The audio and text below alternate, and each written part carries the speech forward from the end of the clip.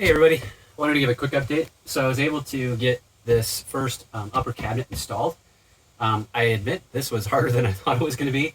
It took me a lot longer to get it in. To get all the pieces is because it's all scribed. Everything is an angle. So you've got an angle that curves down from the ceiling.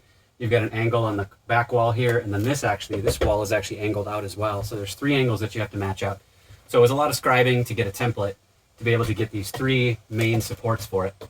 And then once I did that, I was able to basically screw it into the wall.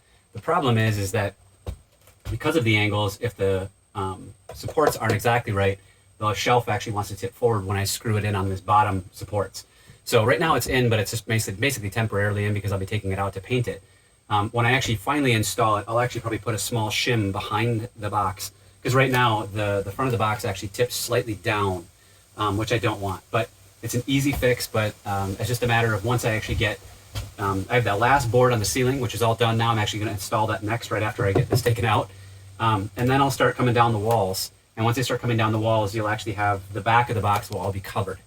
So it'll all be tongue and groove. The pine on the top will be the natural, and then the walls will be basically painted white once they're installed. So the first thing I have to do is get take this out and finish the ceiling. It did create one part of a problem for me, was that because of the galley being right here and the stove is right basically in this pocket right here, I didn't want this to go too far to one side so that it was like right in your face when you were cooking. So I had to shorten it a bit this way so that I wasn't interfering with that space.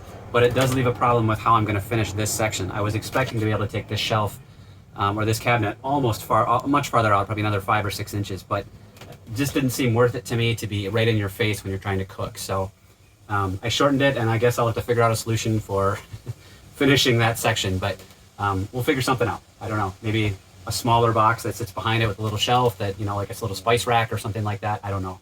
But anyways, it's all in, it's all framed out, and it's ready basically for me to put doors in. Doors will actually go in and they'll actually tip up. I'll probably put pistons in that actually hold it up when it's open. And then when it comes down, I'll have latches that actually secure it in. I'll probably do all of the doors all at once. The doors for the upper cabinets, the doors for the electrical closet, the doors for the galley. I'll probably buy all the hardware and all of that at the same time and do all of those doors all at the same time. Because it takes a little bit of setup in the shop to do that, so I'll set up and then I'll finish all those.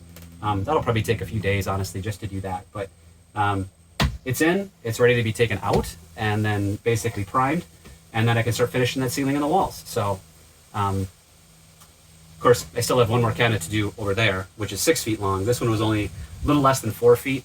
The other one over here is 6 feet, so I still got to do that whole cabinet. But that's going to happen probably tomorrow or the day after.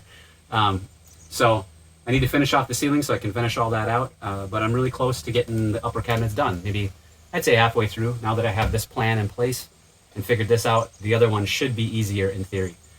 We'll see. We'll see how it goes. But anyways, there it is, upper cabinet in and making progress.